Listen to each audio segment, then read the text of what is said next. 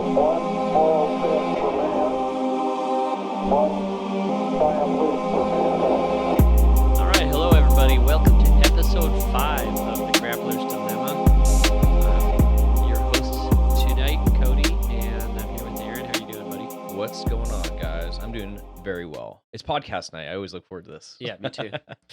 So today's intro question is, what is your favorite submission to catch people with, and your least favorite submission to be caught with? Oh, my favorite submission to catch people with, I'm going to say just a traditional armbar. And the more it can look like just your standard start from mount, shift your hips, and then drop back.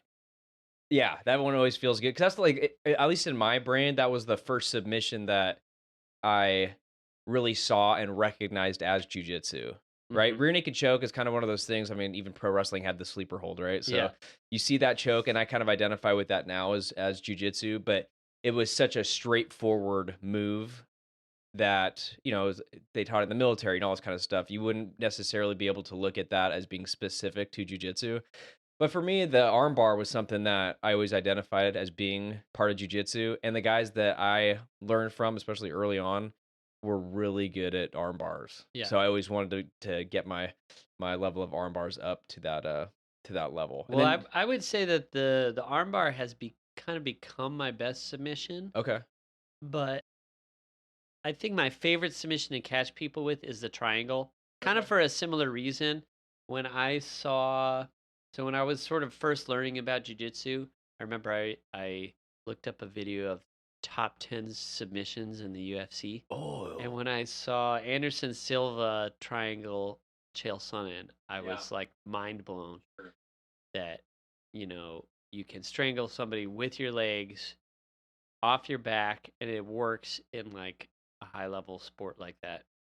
Even now when I watch that fight, I hope that I've just remembered it wrong, Yeah. and Chael actually pulls it out. Now that I know the personality and the history more, now I'm like, Yeah, rooting you just for Chael. wish. It just breaks my heart, dude. It's very. Well, what really do you mean? terrible. He's undefeated. Yeah, it's true. Yeah, according to him. Yeah, if you tap, you only lose that round. Yeah, well, that's what he thought. You don't lose the I whole think, fight, yeah, right? which is understandable. He's Yeah. a pro fighter. He's only been doing it for most of his life. But So the second part of the question yeah. is, what submission what's your least favorite submission to be caught by? Okay, I'll say lately, it's been any type of straight ankle lock, because I feel like the straight ankle lock is such a beginner move. But you don't really learn how to do it well until a little bit later on. Yeah. So when I get caught with it, it feels like I shouldn't be getting caught with it. Yeah. But it's also something that not a lot of people were using, at least in the beginning of when I started training. So I never respected it as an option. Yeah. So sometimes I'll put myself in positions where it's almost like giving it to him. So I'll say that first. But the second one, I'd say anything that involves pressure, just pressure, like a good strong body triangle that I just like, okay, I can't do it. Which I haven't tapped to pressure You're in a long like, time, but I need to tap so I don't have diarrhea on the yeah, dude, or I'm gonna cry.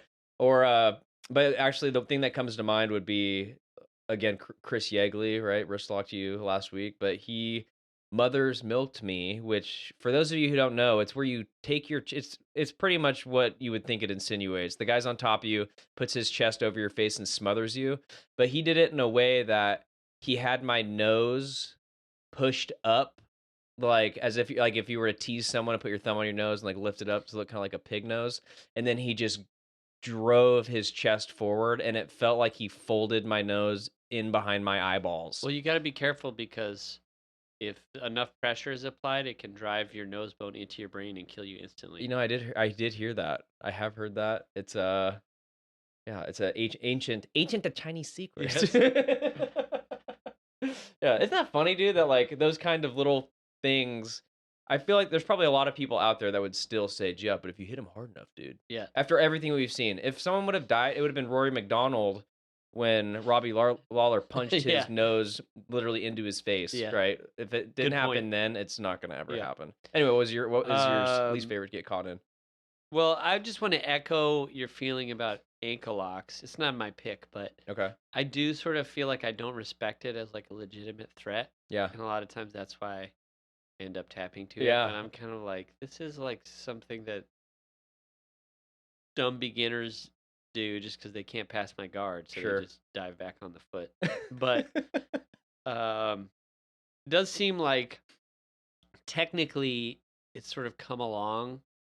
Like the way that ankle locks were taught 5-10 years ago is not that effective, but some of the stuff people are doing now, like butterfly hooking behind Yeah. the knee and stepping the foot to the outside so that they can sort of go belly down, Sure. like are making it more of a threat that you have to take seriously. Certainly more But formidable. my submission that I really don't like to get caught in is wrist locks, just because it's humiliating and quite painful too. Yeah.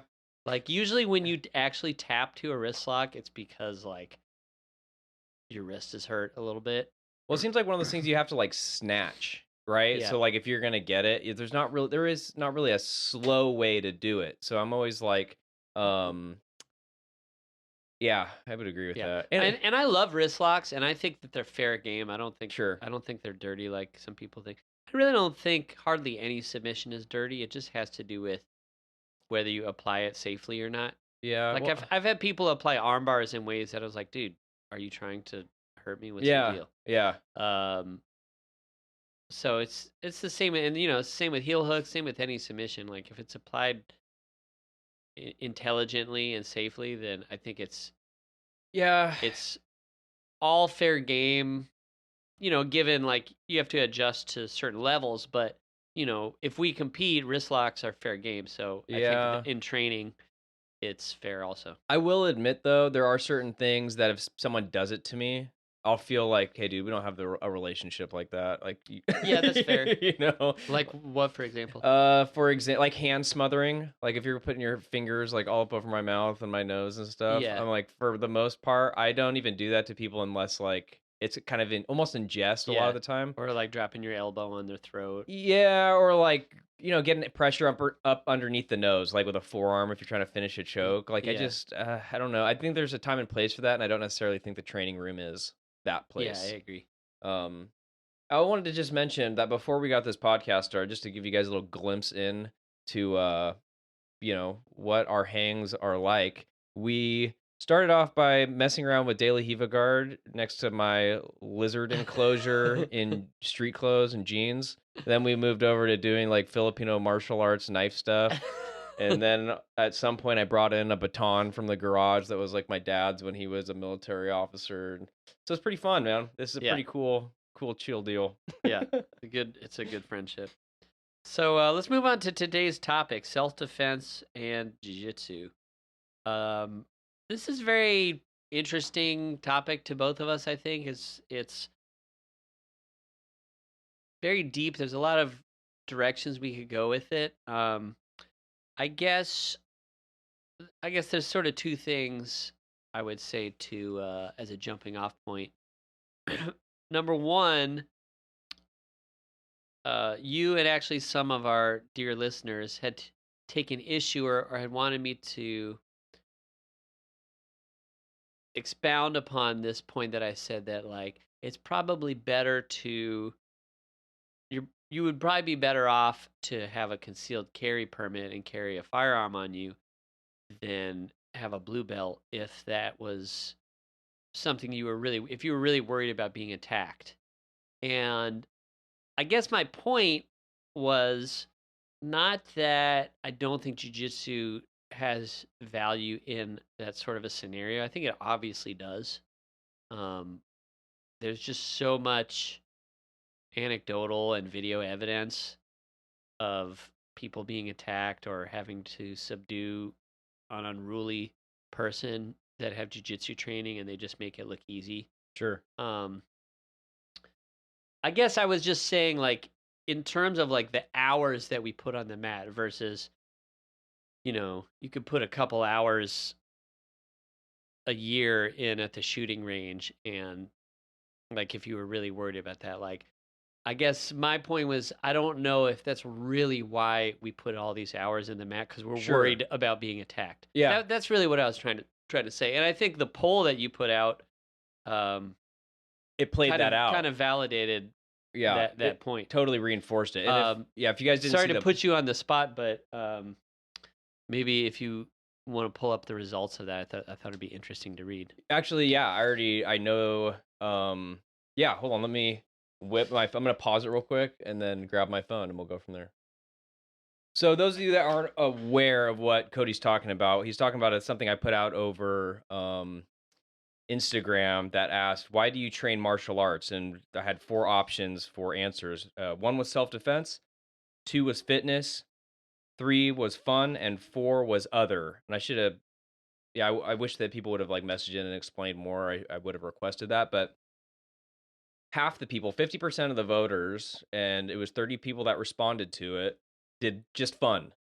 Yeah. Just fun. That was the reason that they trained martial arts. 30% was other, 10% was fitness, and the other 10% was self-defense. So you're exactly right. What tends to be the case is people are not training jiu-jitsu for the sake of self-defense. Yeah, I think some people maybe get into it for that reason, but they stick around for fun or for Yeah. for other reasons. No, I would agree with you. But yeah, I guess that's sort of part of the whole dilemma, I guess you could say. The grappler's Yes. dilemma is like, to what extent are we training just to get better at this game? Sure. And to what extent are we training in order to protect ourselves and our loved ones if, God forbid, we need to? Yeah. And I think one of the reasons it's important to ask that question because it does affect how you train, the types of techniques that you focus on, and like if you look at classic Brazilian jiu-jitsu like in the 90s, it's pretty self-defense oriented. Sure. And as things have developed, you have maybe more of that in like jiu-jitsu, and grappling for MMA has gone more in that direction. And then sport jiu-jitsu, like the two of them have forked quite a bit and Yes. are fairly different these days. And I Yes. don't think that that's a bad thing. It's just something that we should understand and think about. But Yeah.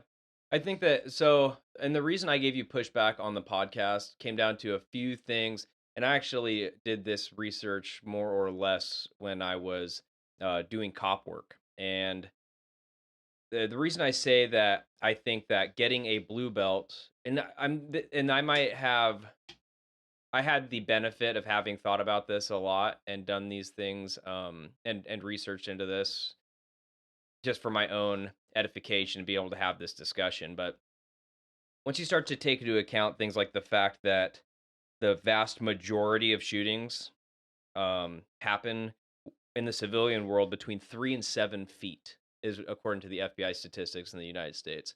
3 and 7 feet. So if you were to stand across from someone at 3 to 7 feet, you are more or less entering into a situation where you can grab a hold of the person with a single step, right? And then that's where it's going to go. Because in that scenario, running away is not your best option. If someone's going to produce a gun and you're running, okay, now you have no recourse, especially if you don't have your own firearm, right? So this guy's going to put rounds into your back or what have you. but not if you Naruto run. But not if you Naruto run. That's true. Arms back, head down. So like when I start to think about that kind of stuff, I've heard this said, and I can't remember who. I wish I could attribute the quote to someone, but if you bring a gun to a fight and you don't know how to grapple, it's no longer your gun; it's their gun or our gun at best case scenario. And then the other side of it was, if it's the amount of time that it takes to get your blue belt. So this is where it kind of gets gamified, right? It might have been it might have been a better comparison if I were to say, someone beginning training jujitsu versus just giving someone a gun, right? That's the starting point. But if you take someone who has trained for the last 2.5 to 3 years to get their blue belt, the attributes that they're going to gain from having done that training, I think, are going to be more applicable, especially when you start to consider things like the fact that the majority of assaults, it's something like 70 to 75%, depending on what statistics you look at, are simple assaults, right? So it's a problem of violence, but the answer is not a firearm unless you want to go to prison, right? Because there is a, a force continuum and a use of force matrix that you can't just, if someone pokes you in the chest or gives you a push or punches you in the face, even, it doesn't necessarily mean that, okay, I'm now justified to pull this gun and Right. utilize it.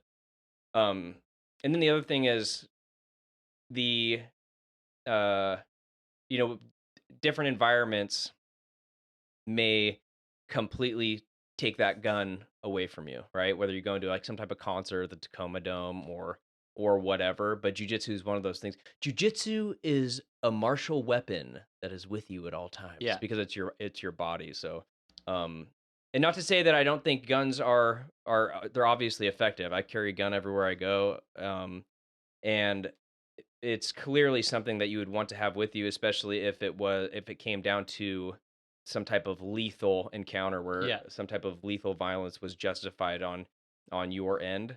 I just think when it comes down to the likelihood of whether or not you're going to get into some type of physical altercation, whether or not it's going to involve weapons, I think the statistics play out that it's going to be that the firearm isn't necessarily going to come into play or shouldn't be utilized in most situations, and that's why I tended to lean on a guy with a blue belt is going to be better suited based on their experience with just grappling other human beings and learning certain attributes, to be more, I don't know if comfortable is the right word, but Capable. yeah, to be more capable to handle the more common situation that would be an unarmed combative scenario. But I mean, there's arguments to be made on Yeah. both sides. I mean, I don't really have arguments. I concede your several very good points. I'm just gonna need you to say on air that I was totally correct. And Yes. no, I'm just. I retract my position. We just need to make the clear the record. But I think a couple things you said that highlight a couple of things that I really love about jiu-jitsu. Sure. One is that jiu-jitsu kind of starts in a way at worst case scenario. Now, it's not the absolute worst case scenario, because I know all of the internet tough guys are going to be out there talking about what about weapons, what about multiple attackers. But let's just say if we constrain ourselves to one attacker, Okay. let's say he's bigger than you, Sure. and you end up on your back and he gets on top of you. That is a terrifying situation, Yeah, for most people. And it's one in which we are quite comfortable and are, I feel confident I'm going to win that exchange sure. most of the time. And, when you start jiu-jitsu, the main things that you're learning is like escaping mount and escaping side control. Yeah. And that's like really quite practical, I think. Totally. And not giving your back. Yep. Which is like the most common beginner mistake in bad positions. Sure. So I think that's one thing, is like starting from the worst case scenario, as opposed to many martial arts that teach a sort of, especially traditional martial arts, they sort of teach an idealized scenario, which is like, as soon as he attacks you, you acquire total risk control and are able to completely put him in a bad situation immediately. Yep. The other thing is that jiu-jitsu is scalable. Yeah. I think we've probably talked about this before, but in the way that, like you said, a gun is not scalable. Yep. A gun is basically lethal. I mean, I guess you could brandish the weapon. Sure. Or you could maybe like fire at the ground to frighten somebody. But it's like, once a gun comes out, it's really, really escalating. Yeah. And You've immediately escalated to a lethal encounter, yeah. potentially. And then even punches and kicks are not all that scalable. You know, they're designed to do damage. Sure. If you take a lot of the mustard off that, you know, unless the person wasn't that serious to begin with, you just kind of touch them with a jab and Yep. they're like, okay, never mind. Yeah, It kind of needs to inflict damage to be effective. sure. And there's also legal ramifications too. Yeah, I'm glad you brought that up. Yes. To, you know, if you knock somebody out and they get a serious injury, I mean, if they hit their head on a fire hydrant or something like that, they Sure. could die, or even just pavement. And so that's a beautiful thing about jiu-jitsu that I think makes it very practical, like from that legal aspect, and realizing that like every time that you may have to fight somebody outside the gym is not necessarily a life or death situation. Yeah. But it could be like I've had a couple times where I almost intervened where it was like crazy homeless guys like harassing women, and I just kind of put myself in between. Yeah, It just was in like case. It's, it yeah. was like, is everything all right, sir? And then they're like getting up in my face, and it's like I wasn't particularly scared. I was like, does this guy have a weapon? Like, does he have Also, a knife? you gross. Yeah, I don't want to put my hands on Yeah, him. dude, not at all. But, you know, if it had gotten to a hands-on situation, I'm not trying to kill the guy. Yeah, You know, A, for legal reasons, B, just for, like, my conscience. sure. You know, and it's just the situation doesn't call for that. Yep. And so just to be able to restrain somebody, to strangle them unconscious if you need, I think is really valuable. And I think some of like the tough guys don't really appreciate that because they envision everything as like this tactical Yeah. life or death kind of thing. Yeah, and you know, the issue of scalability I think is an important one to bring up, because ultimately when you get into some type of violent encounter out on the street, it's such a funny like quip in martial arts. Like, Yeah. it's for the streets Yeah. only, not for anyway.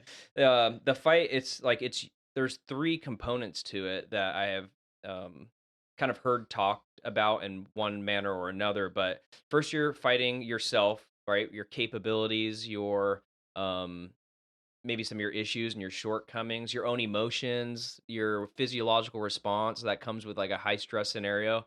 You're fighting the other person when it comes to their abilities, their size, or what, you know, what the situation is. And then you are fighting the legal system on the back end of all of that. Yeah. And when you start to think Which, about like, sorry to interrupt, ahead, go but ahead. which has become, depending on where you live, increasingly kind of hostile to Sure. people defending themselves. Well, you see, what was that case with the guy on the subway? Daniel Penny. Daniel Penny, right? You're gonna And- get some people angry. Well, that's okay, because I'm certainly willing to talk about that, because when you read into that case, like the guy was saying stuff that would indicate he was wanting to do violence to other Yeah. people. Like a reasonable person would sit and think that, and this guy chose to intervene to stop that. The fact that the guy died is, you know, unfortunate, but I don't think that there's nothing about the case or the guy himself that suggests to me the guy was like, this is my opportunity to kill someone on a subway. That guy probably didn't want to get involved, and you know, his hand was more or less forced, and you know, then you see him crucified in the media, Yeah. and especially from people that don't know any better. So you can't think that the people that are going to watch you get into this violent encounter know what they're seeing, or even they don't know the nature of violence. It's such a small percentage of people that train. I would martial just arts. add though, Yeah. if he had been better trained, he would have understood Sure. that the guy was out. Yeah. So it's really just, it makes a case for more people to be better trained. Yeah, I would agree. But I totally agree with your assessment of the case. Yeah, it's like the either the legal ramifications. So, and again, with like jujitsu versus strikes, for example, right? We'll talk about unarmed combat specifically. The weapon stuff, if we want to talk about that later, we certainly can. But say if you have 10 witnesses around you, and some guy is MFing you and cursing at you and getting in your face, and you take this person down to the ground, and you control them, all the while you're saying something like stop hitting me, like leave me alone, whatever, right? And you're controlling that person with jujitsu, right? With your like knowing how to pin and use your body control and stuff to keep yourself safe and everyone else, versus hey, stop, while you're piecing him up with Muay Thai and blasting him with elbows, it's going to look a lot worse to witnesses as well as, CCTV. Well, it's like the classic cop thing where they're like hitting a suspect with a nightstick and Yeah, saying, stop resisting. Yeah, and it's like, I'm trying, I can't, like, I'm jerking away from you because Yeah. you're beating the hell out of me. Yeah. No, I mean, that's exactly right. So, like you were saying, I think the scalability is a significant factor when it comes to jujitsu because you can, I mean, and the scalability goes the other way too, right? Like yes, you can keep it to a level where you're not doing a bunch of damage, but if it ends up escalating, you're like, oh, this guy has a gun or this guy has a weapon or he's done something or he's making statements that indicate he's trying to take lives. Yeah. You can kill that person with jujitsu. Yeah. You know? Or even just strangling somebody unconscious Sure. is like the most effective way to end a fight. Yeah. Definitively. Yeah. Frank Mir talks about, he thinks that joint locks and joint manipulation and snapping limbs, that is just a way for him to get to the choke, because ultimately the most reliable way to end a fight is to make the other person unconscious. Yeah. And there's so many options to do that in jiu-jitsu that I think it's brilliant. And I understand, like, the arguments of, like, you should never go to the ground in a street fight. Well, first, you don't always get to dictate that. Yeah. You don't always get to dictate where the fight's going to be taking place. And if you do get to the ground, you would be thankful that you had jiu-jitsu on your side. Well, in my situation when I was attacked, yeah. I was basically sucker punched.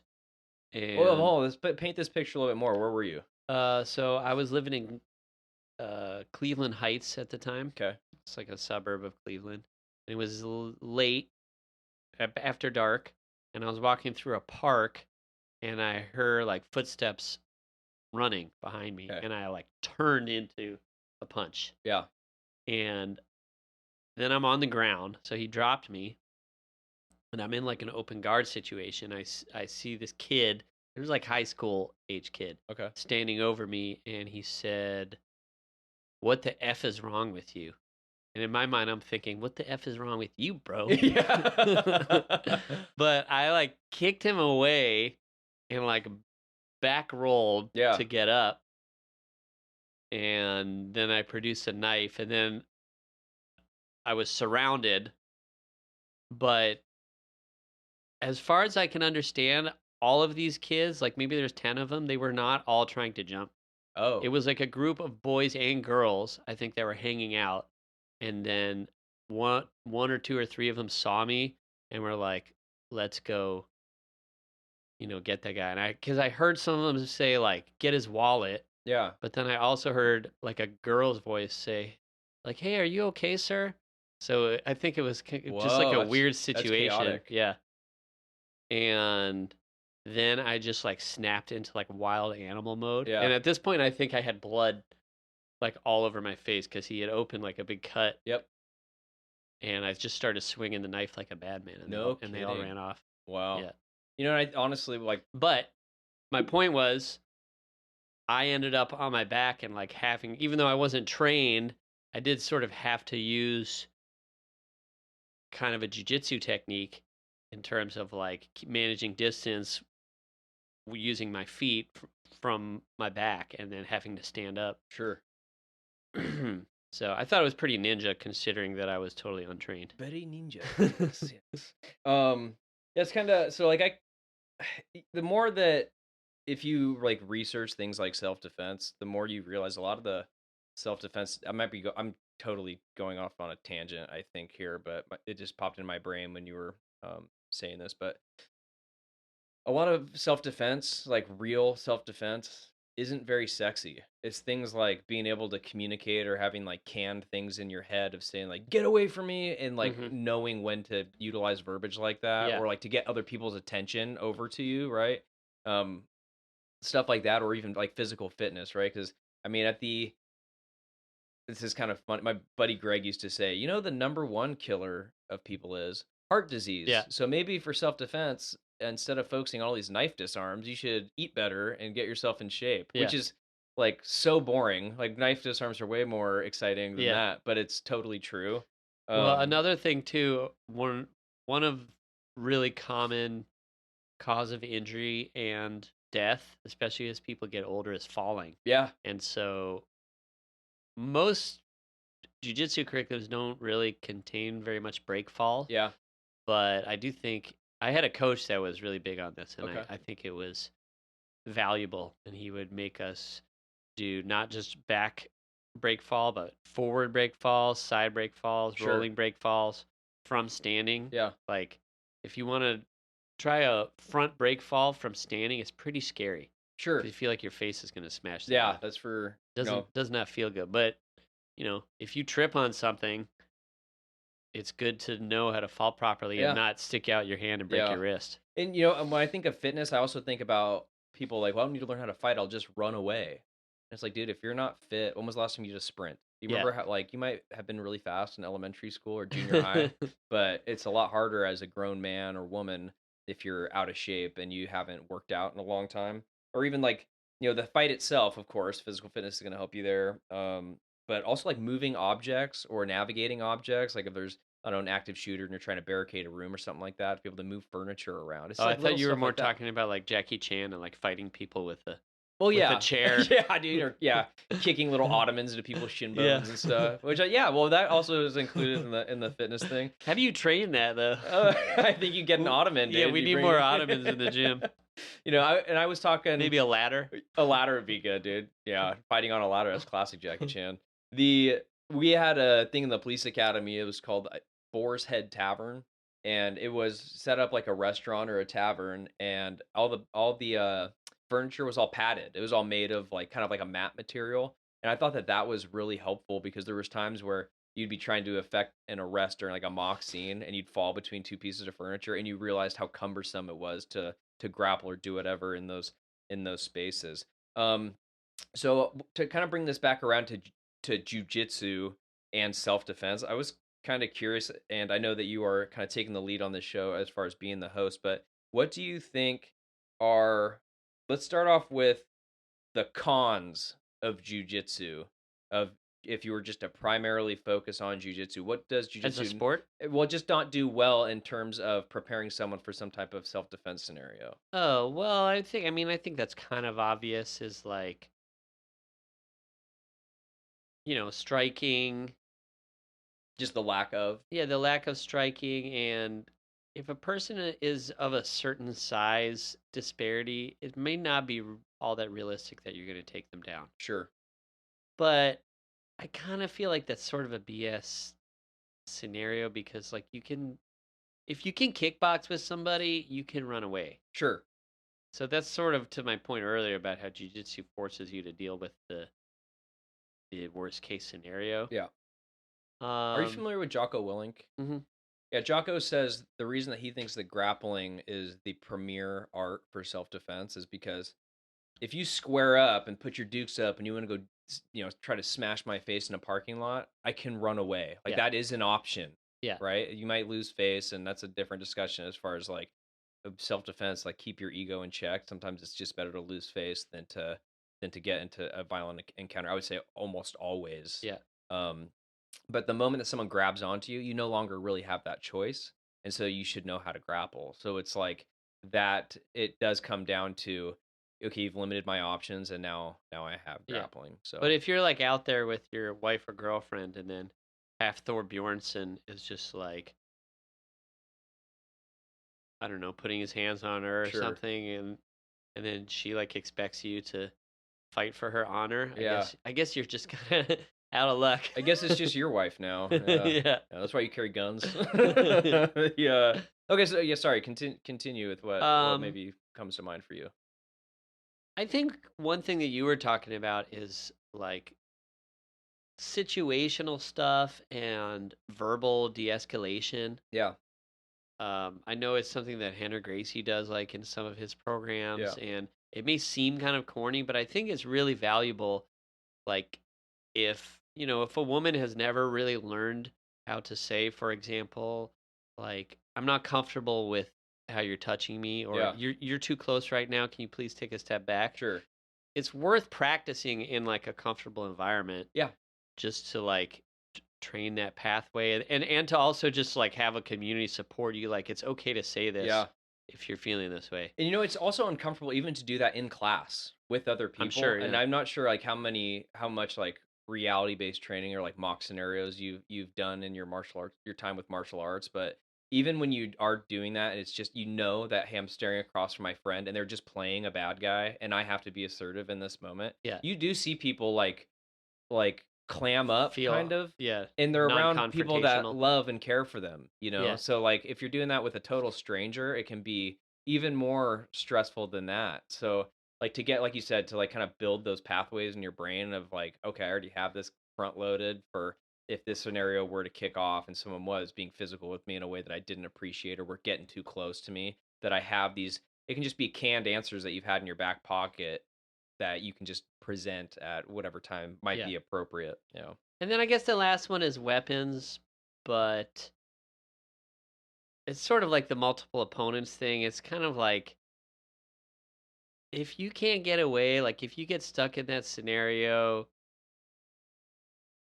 and just giving them your wallet is not enough, like I don't know, all I can say is good luck. Like it's pretty terrifying.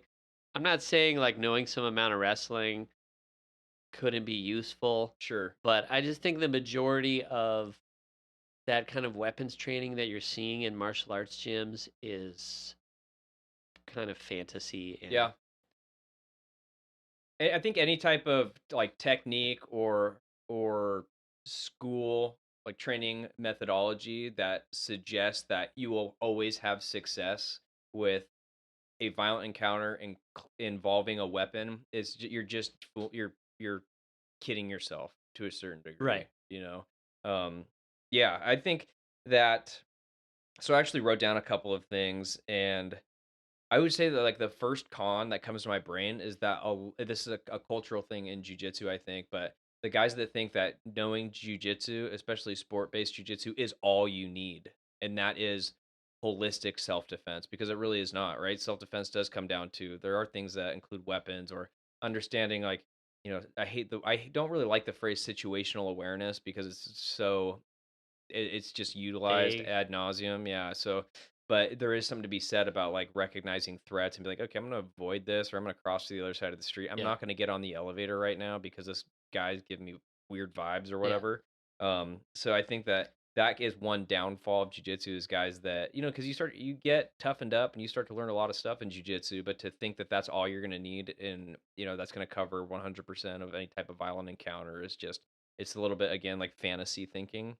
Um, Something else I that I have found, especially when like self defense, like jujitsu for self defense or jujitsu combatives, they treat every problem as if it should be solved with jujitsu. So things like, well, if this person clinches, I'll just take their hooded jacket and choke them with it. And it's like, okay, but in this position, wouldn't it be more feasible to land strikes and try to disengage and get Mm-hmm. away? Interesting. And then a third thing that comes to mind would be the idea that, um, when you're we'll say playing jujitsu, there's no there's no emphasis or even necessarily a reason for disengagement. So we don't practice that often. And Yeah. even things like wrestle ups, right? Or just standing up Yeah. from open Well, guard. like, Yeah. okay, but you don't want to play jujitsu in a self defense scenario, right? Like one thing that I was just talking about with you yesterday was,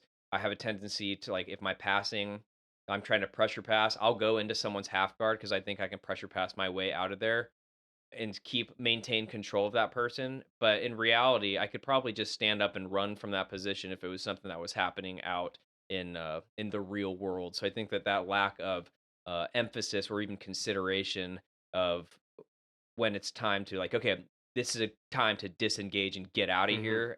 Like, there's no need to try to accomplish more damage here. Don't forget that we're not playing jujitsu. Right. We're in a fight. I need to get out of here. And I sometimes worry about that with myself, as far as if I were to get into an encounter like that, um, outside of cop work, like it's a different scenario. But if I was just a civilian and I got into some type of fight, that I would have a tendency to start playing jujitsu and start running my game versus, oh, and I'm in a fight, I just need to get out of here. So I think that's another kind of something that can be problematic, and there's not a lot of discussion about self-defense, especially in a lot of um, sport-based gyms that the emphasis is really pure jiu-jitsu and maybe the more um, the gamified version of it. But on the back half of that, I was wondering, so what do you think that jiu-jitsu does well when it comes to self-defense? Yeah, well, I want to mention that it sort of ties in with your question, but relating to my question from the beginning about, well, it sort of ties in with our first episode of why do we train and how much of it is for self-defense. And I think it's an important question because it's a common experience where people learn about jiu-jitsu and they're like, "Oh, that's looks cool. I got to learn that that I know how to fight."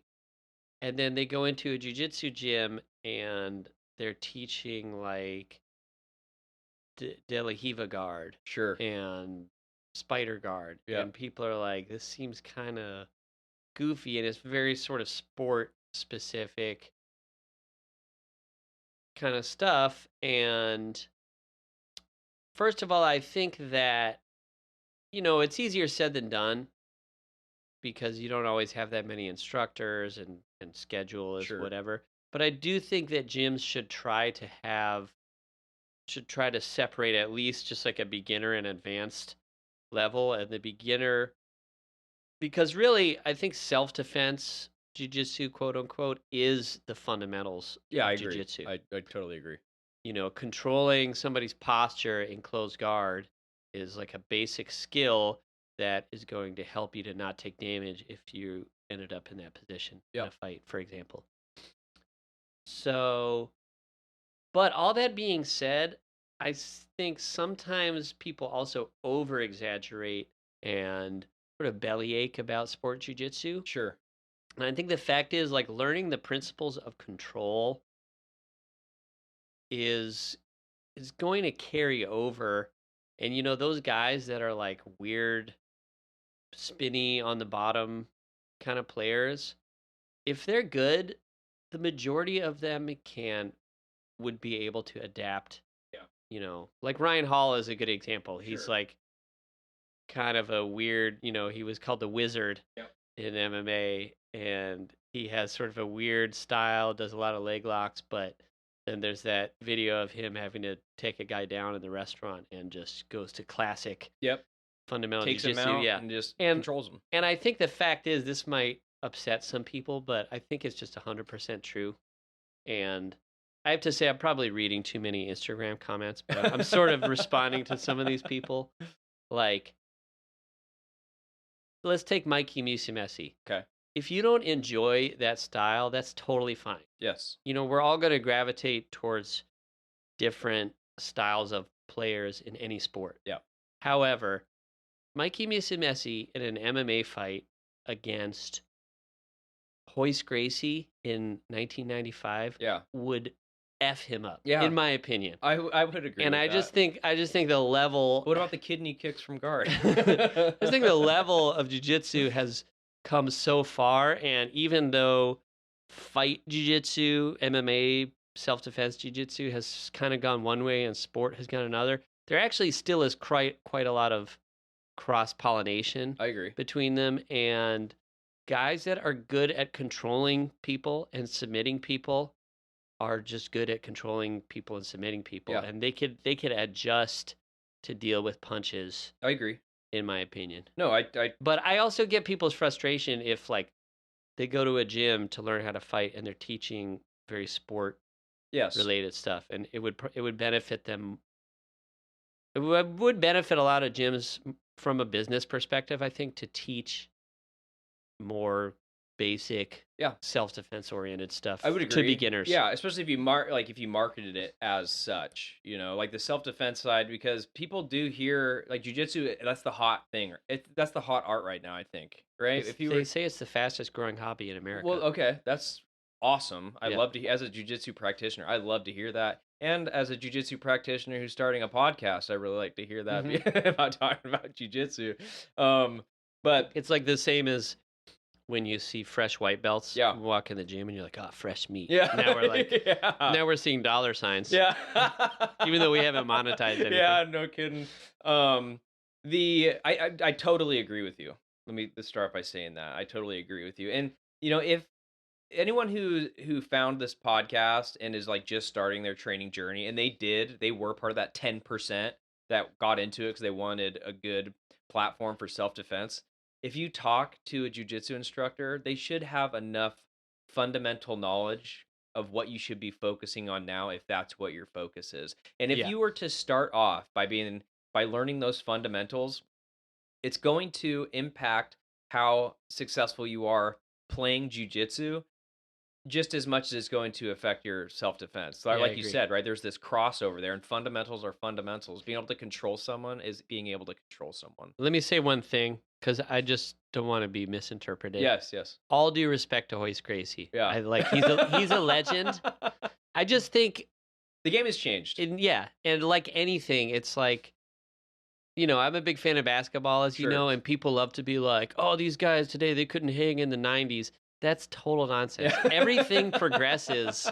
Like the level of talent in basically every sport is way beyond what it was, 20, 30 years ago. But I just think it needs to be said because a more casual observer who doesn't train that much might be surprised at that. Mm-hmm. Because they look at what Mikey's doing, they're like, that doesn't work in a fight. It's like, well, true, but he could adapt. Just trust me. Like, Well, even with Mike, so Hoist Gracie, he knows how to clinch. He knows how to take people's Sure. backs. He knows how to hold the mount. Hoist Gracie did an interview after he rolled with Gordon Ryan. Are you familiar with this? Yeah. Okay, so while Hoist Gracie, and if you guys don't know who Hoist Gracie is, he was like the winner of UFC. I want to say 1 through 3, maybe Something like and then that, yeah. on like UFC 4, he got taken out because he went through a freaking banger of a match, just couldn't continue. But he said Gordon Ryan right now is the best jiu-jitsu practitioner in the world. He and Hoist Gracie said that With the help of a well-balanced diet. well-balanced diet and yeah, pinning himself in the butt cheek every week. But he said that Gordon was getting him in these positions, and just out of respect for him, out of respect for Hoist, he wasn't taking the submission home. He would not finish Hoist Gracie, but Hoist recognized the skill level of this guy, and so I thought that was pretty interesting because our generation, and actually Gordon Ryan's younger than we are. He just looks old because steroids, but our generation has access to so much. We can literally watch instructionals and classes and seminars from the best practitioners in the world on the internet. Yeah. And when you have something like that that's that accessible, we have way more information than some, like Hoist. I'm sure he was training a lot with, it was a much smaller art back then. So it's like they weren't able to, the progression and the evolution of the art wasn't going to be coming in these big swift waves in the same way that it is now, because of the access to information and how fast information spreads when something is enhanced, like whether it be like small details or just games in general. And going back to the self-defense component to this discussion, we have that access even from a self-defense perspective, because a lot of these arts that we're teaching self-defense, which I say in air quotes, they didn't have the benefit of having tens of thousands of security cam videos of violent encounters happening, of stabbings, of shootings, and all this kind of stuff. So when you see that, you're able to really filter through a lot of stuff and pick out things that, hey, this worked in all these scenarios. When guys did this, they tended to, their survivability went up. When they did this, they tended to get hurt. Did you just say survivability? Survivability, yeah. Did I steal that from the Detroit urban survival guy? Maybe. But legend. Yeah, absolute legend in the self-defense industry. That's the other crazy thing about self-defense, though. It's like it is so full of snake oil. Yeah. Well, I think we should do a whole episode on that. Okay. On that subject. Yeah. But I have one last question before we wrap up. So we basically have agreed that a more self-defense oriented curriculum would be great for beginners, both from a marketing standpoint and also from just technically giving them the fundamentals to Sure. be able to continue in a more sport jiu-jitsu format if they so wish. Yep. Without going into too much detail, what do you think are some of those fundamentals? A lot of those fundamentals. So I would front, and I've thought about this a lot. I would front load. So if I had, let's say, I had 6 hours, I was putting on a day camp, right? I would front load that first hour with just talking about things like your physiological response to high stress scenarios and what people report, like auditory and visual exclusion, right? These things that it's like I couldn't hear what people were saying to me. My vision was super narrowly focused. I got Mm-hmm. tunnel vision on this threat. To know that that's the kind of stuff that's going to come up. And unless you experience it, you might not necessarily be able to identify it, but having a discussion about it and at least being pointed in that direction might be beneficial. I That would happens also in competition too, by the way. 100%, 100%. And then you get in, you start rolling, and it feels like you're having an out of body experience. Like you don't feel like you're making the decisions. Your body's just moving, and you're a witness to it. Mm-hmm. It almost sounds a little bit woo woo, but if you've been there, you understand what I'm talking about.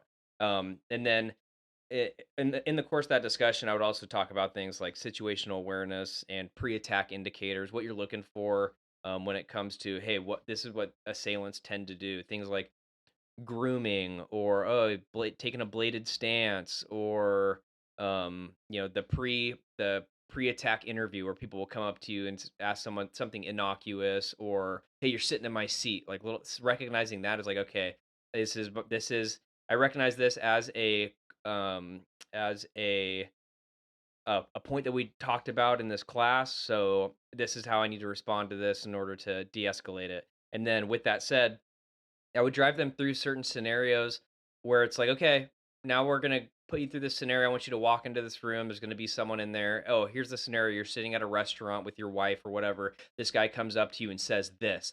Hey, you're sitting at my table, or something along those lines. And then you have to role play your way through that. And um that could have like canned answers, which I again, I keep coming back to that, but I think that's a good thing, right? The whole thing of like, hey, I don't want you would totally beat my ass. I don't want to fight you. I don't want any trouble. I'll leave, right? I'll get out of here. Sometimes that's the best option. Um, so I would want to like front load a lot of that day camp with that sort of stuff, like all the Interesting. all the pre-fight stuff, because I don't think there's enough discussion about that. Mm-hmm. Um, yeah, so that's what I would start with. How about you? Well, I wrote down mostly like technical stuff. Okay. So I would focus a lot on the clinch. Yeah.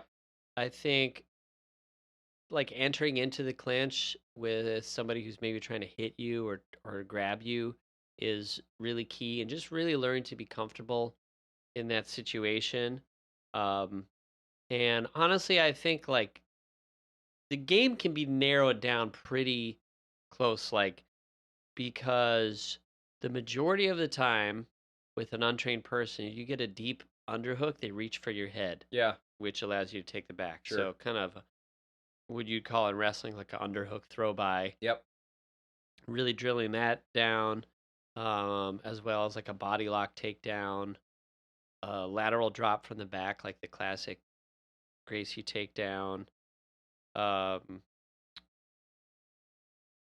and then taking a step back, I think bicep control, and this is sort of more of a scenario based kind of thing. It's like if you feel somebody's posturing aggressively to Sure. you, like finding posture that you can take that will allow you to protect yourself but is not aggressive. Yeah, like hand, like Yeah. yeah, I like can't tell you how many videos I've seen where like somebody's acting crazy and they're posturing aggressively, another person feels off balance, but their hands are down at their side, and Sure. it drives me nuts. 'Cause Yeah. it's like this guy looks like he's gonna swing on you. You can have your hands up without like balling your fists and getting in a fight stance. Yeah. Like you can hold your palms out towards the person, which looks like a very passive, Yeah, non-threatening. helpless kind of thing, but now you're in position to block a punch. Yeah, or throat jab someone. Yeah. No, but so I want to actually, before we get into the techniques too deep, I want to say that um I just want, so I would, the reason that I started with the stuff I started with is because the fight, like the physical component to the fight is kind of like the physical component. Then when you unarmed or armed, that's the final that's the final portion of the encounter, right? So even things like range, like, okay, your words aren't working, obviously. When is it appropriate to take pepper spray out and pepper spray this guy and then leave? Like little things like that. Like, okay, you still have this range, you still have these options available. And as the altercation becomes more physical or more intimate, more close contact and grabbing onto each other, then these options are now gone. And so this is when we would start working on things like, okay, arm drags, clinch work, takedowns, things like that. Yeah. Mhm. Anyway, I don't want to sort of go super into detail technically. I think a lot of it is kind of common sense to me. It's like looking at a couple of the basic guard positions and like with an emphasis on standing up or sweeping. I don't recommend like throwing arm bars off your back Yeah. in a self-defense scenario. But it would and be then sick. and then a couple of the pinning Yep. positions, mount, side control, back, and Yep. learning how to escape them and how to hold somebody there. Sure. Um, I just have an anecdote that I was just I'm reminded listening. of. Let's hear it. Well, it's one thing that I guess it's an answer to your question of what jujitsu does wrong. I think sometimes jujitsu as a sport rewards too much like patient stalling. Sure. And I just was thinking about, I was training with this guy once, big guy, cop, Okay. and I popped out I was like in guard, and the arm drag from guard is like one of my best moves. So Sure. I popped out the back and I had like one hook in, and I was trying to break him down, and he was like doing a good job of just like being really tight and stubborn. And we fought like basically the whole round from this position, and like eventually he was able to wrestle me back down. Okay. I never got the other hook in. Yeah. And I didn't say anything, but I was thinking like, if that's a encounter like with a suspect, I could be dropping elbows to the back of your Totally. head repeatedly. Yeah. And personally, just the way I like to play anyways, it's not really for self-defense reasons, Sure. but I think it should be emphasized more Yeah. is to have a sense of urgency in bad positions and be willing to take risks and create movement and get out. Yep. Because I think sometimes we get too satisfied with being able to stall out in these Sure. positions because we're not giving up the score, Yep. in quotes, from like how points are scored in Mhm. jiu-jitsu, and we're not giving up the submission. But it's like you spent most of the round in a really bad position. It would have Yep. been better to take a risk, in my opinion, and have a sense of urgency to get out. Because if you're creating movement, then they're not hitting you Sure. generally. Sure. So that's the sort of thing that that would be different from a self-defense curriculum, I think, than a sport curriculum. Yeah, and we're about to close out the podcast, but this is one more thing that I want to say, and it's self-defense. All these discussions, they're very much people's opinion, right? And there's people that have a very well-educated opinion, and they have thought through a lot of this stuff, and then there's people who say, "I would just shoot the guy," right? Yeah. There's a spectrum there. Well, just sorry to cut you off, but Go ahead. just for example, the example I was just giving, like there are old black belts who are really good at what I was just talking about. Yeah. And that's how they like to play the game. Yep. And, they would be able to adapt probably in a Sure. self-defense scenario. And there's nothing inherently wrong with playing that slow, grindy, Yep. patient style. I mean, and But- as you get older, it's like you're kind of trying to create longevity, right? Yeah. So I think that's a significant portion of that. The last thing I want to say is just like jujitsu, right? And this is, well, with the self-defense, like I said, it's very opinion oriented. The discussions are always opinion oriented. There's a million different people that have different takes, and guys that are both very educated that might have totally differing opinions on proper training methodology and the things that you should prioritize. But just like jujitsu, self-defense is something that it's very personal, and it's something that you need to take control of. And I want to close this out with one more pro of on jiu-jitsu, because we are jiu-jitsu guys, and I hold myself as a martial artist, but I am ultimately jiu-jitsu is the foundation for everything else that I'm training. And so when it comes to like if you want to train jiu-jitsu for self-defense, that's awesome. And the advantage of beginning at a jiu-jitsu academy is that all of a sudden you have all these training partners where it's like at the end of class you can go up to guys and be like, hey, I was looking up this knife disarm, or I was looking at these videos or these instructionals, or hey, I took a seminar that went over um how to maintain control of your firearm, or how to wrestle away a firearm, or how to deal with a knife, or how to deal with some type of blunt instrument.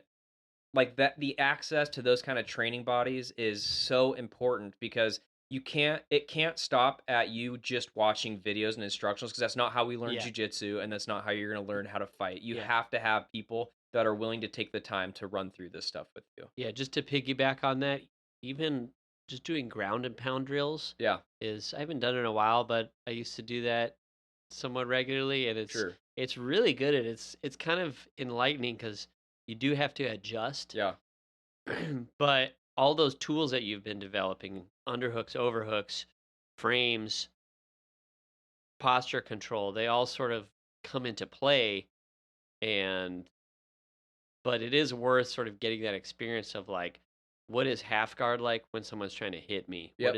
What is bottom mount like when somebody's trying to hit me? yeah. I And, think that's throw on some MMA gloves give the and get gloves after it. give the gloves to someone that you trust, not to pound your head into the mat. But Or a white belt for sure. Just give them to a white Yeah. belt if you're an upper belt. a and just, 19-year-old white belt who Yeah. outweighs you by 30 pounds. Yeah, there you go. Okay, so the what we've been doing, at least the last couple episodes, is we've been announcing what the next topic is going to be. And so the topic that I wanted to discuss, and this kind of came as a product of me doing a lot of seminars over the last year or two, of all kinds of different arts, from Wing Chun to Jiu-Jitsu to Kendo to straight up combatives and Arnis and that kind of stuff, is I want to talk about whether or not things like seminars and video instructionals are actually worth it, where their value is, like what is valuable about them,